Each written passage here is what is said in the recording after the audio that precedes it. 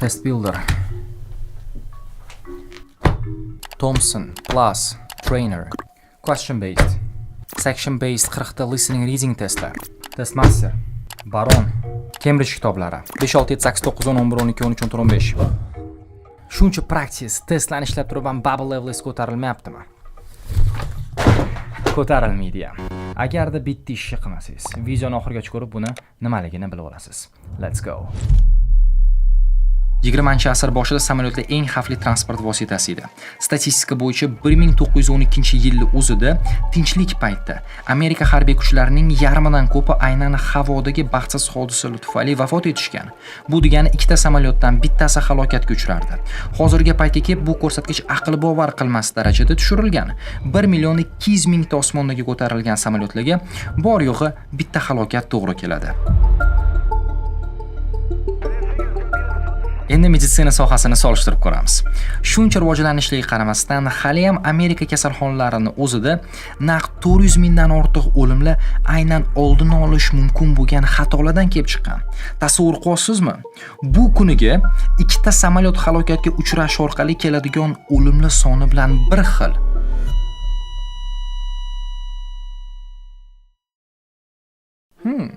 Savol tug'iladi. Aviatsiya sohasida nima qilishgan ekanki, halokat xavfini deyarli nolga tushirishgan. Javobi xatolarga bo'lgan yondashuvni o'zgartirishgan. Har bir samolyotga parvozdan oldin qora quti degan narsa o'rnatiladi.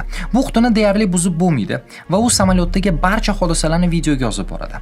Halokat ro'y bergan taqdirda izlanuvchilar video tasvirni o'rganib chiqib, muammo nimadaligini topib, uni alohida hamma aviatsiyadagilar foydalana oladigan bazaga yuklashadi.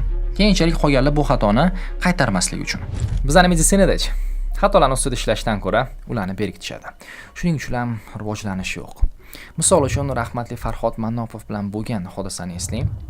Sistemani o'zi meditsinada xato tuzilgan, ya'ni doktorlar jur'at etolmaydi o'zini xatosini tan olishga. Agarda mabodo meni xatoyimdan patsient bo'tdi, hayotdan ko'z yumdi deb qo'ysa, ketdi, qamaladi. Shuning uchun ham yurgani yaxshi. Operatsiyaga kirib ketdi. Yordamchisiga orada telefon qilib chiqqanman. Nima bo'lyapti desam, boshqa patsientlar kelib qoldi, shuni hisobiga operatsiya cho'zilyapti deyapti. Qanaqa tushunish kerak buni? Boshqa patsient bitta operatsiya qilyapsiz-da, bitta patsient kelyapti, operatsiya qilgan joyni tashlab boshqa patsientga qaramaysiz kerak menimcha. Eng yaxshi doktorlar olib kelishni boshladik biz.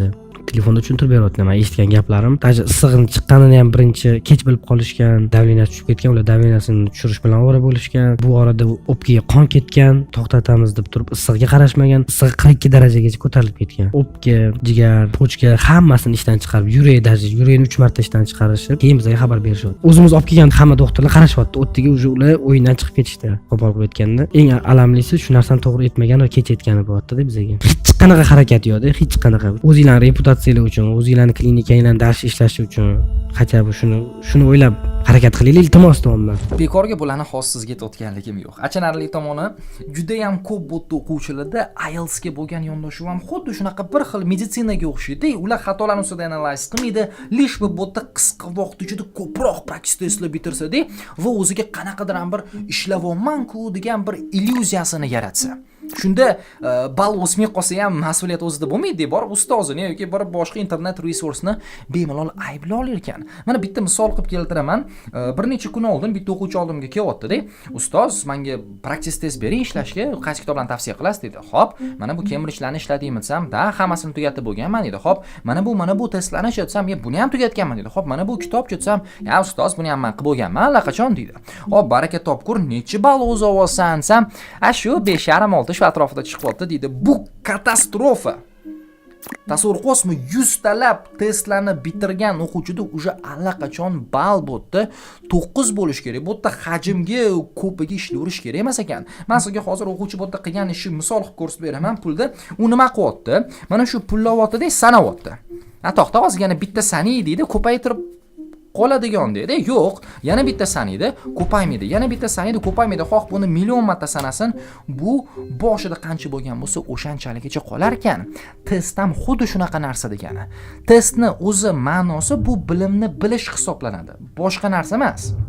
U hozir 100 ta test qilgan bo'lsa, misol uchun 5,5 daligini 100 martalab o'sha bilib qo'ydi deganida, lekin bu yerda bilimini o'stirmagan ekan. Xo'p, ingliz tilida bu negative washback effect deb atalar ekan. Ya'ni bu testga tayyorlanish. Tilni o'zini bu yerda o'rganish emas ekan. Siz tilni o'zini o'rganmoqchi bo'lsangiz, xatolaringizdan birinchi o'rinda o'rganishingiz kerak va boyaga qora quti texnikasini ishlatishingiz kerak ekan. Ya'ni bu xatolaringizni analiz qilish bo'lar ekan. Mana shuni siz 4 ta usulda qilsangiz bo'ladi. Men sizga hozir shularni birma-bir ko'rsatib beraman. Daftaringizni ochib, birma-bir bu narsani обязательно yozib boring. Xoh bu DTM testingiz bo'lsin, xoh bu IELTS bo'lsin, hammasiga bu qo'l keladi. Birinchi etapda ishlagan testingizni siz boshqa odamga tekshirtirasiz. U nima to'g'ri va nima noto'g'riligini belgilab beradi, bo'ldi. Va siz xato javoblaringiz ustida qayta va qayta ishlayotgansiz, tovlani 100% to'g'ri topmaguningizcha mana sizga extra practice bo'lyapti. Nimaga endi o'zingiz bularni tekshirmay davom, chunki siz ko'pincha aldab qo'yishingiz mumkin ekan o'zingiz. Men bitta bu yerda eksperiment o'tkazganman o'quvchilar bilan. Ularga noto'g'ri javobni to'g'ri javob deb berganman va bilasizmi? 1-2 daqiqadan keyin bunga ishonishgan va undan keyin menga kerak bo'lsa isbotlashga ham harakat qilishgan ekan. Nega noto'g'ri javob bu to'g'riligiga. Ikkinchi etapda siz nega to'g'ri javoblaringiz to'g'ri? Mana shu narsani 100% tushunmagunizcha isbotlab berishingiz kerak. Muammoni ko'rsatib beraman. Siz aytaylik 40 tadan 30 ta bo'tda to'g'ri topdingiz. Katta ehtimol bilan ularning 5 tasi tak omadingiz kelib qolganligi uchun to'g'ri chiqib qolgan, bilimingiz yetganligi uchun emas. Ya'ni bo'ladi-yu, B mikan yoki C mikan deb o'ylaysiz. Mayli B deb bo'tda tanlaysiz, qarasangiz javobi B chiqqandan keyin, men buni bilardim deysiz. Vaholanki, prosta o'zingizni yolg'onda ham xursand bo'tda qilib qo'yayotgan ekansiz. 3-etap, eng muhim etap. Siz bo'tda nega men xato qildim deb o'zingizdan so'raysiz 3 marotaba va shunga yozma ravishda javob berar ekansiz. Xo'p, birinchisidan boshlaymiz. Nimaga men xato qildim? Chunki aytaylik vaqtim yetmadi. Chuqurroq bunga tushasiz. Nimaga meni savolga javob berishga vaqtim yetmadi deb so'raysiz va yozasiz. Chunki bundan oldingi savolga men ko'proq vaqt ketkazib borgan edim.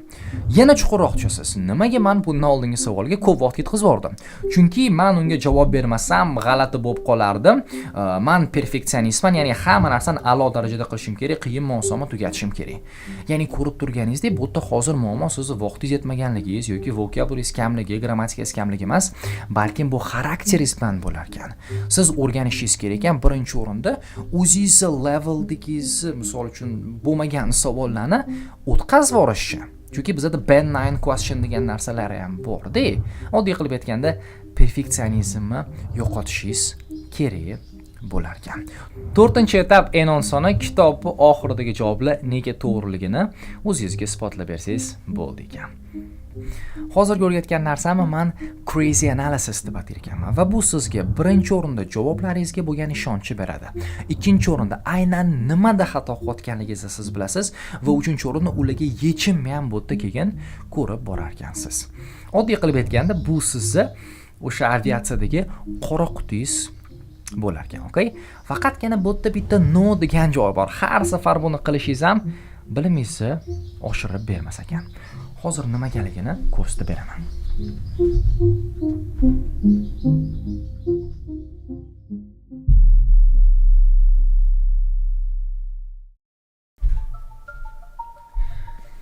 Level oshirish yo'lini bizda asosan 2 xil yo'li bo'ladi. Birinchisi bu bor bilimingizni ko'rsatib bera olish, asosan bu texnikalar tufayli. Aytaylik, mana bu suv bu sizni hozirgi darajangiz. Ya'ni bu 5,5 ball deylik. Lekin siz biladigan vocabulary va grammatika bilan siz agar to'g'ri texnikalarini bu yerda o'rganadigan bo'lsangiz, buni siz bemalol 6, dashi kerak bo'lsa 6,5 ga ham ko'tarsangiz bo'ladi. Lekin 6,5 bu sizning maksimumingiz. Bu xoh 100 ta test bajarmang, 100 tasini bu yerda analiz qilmang. U 6,5 dan balandga sizga o'tmas ekan.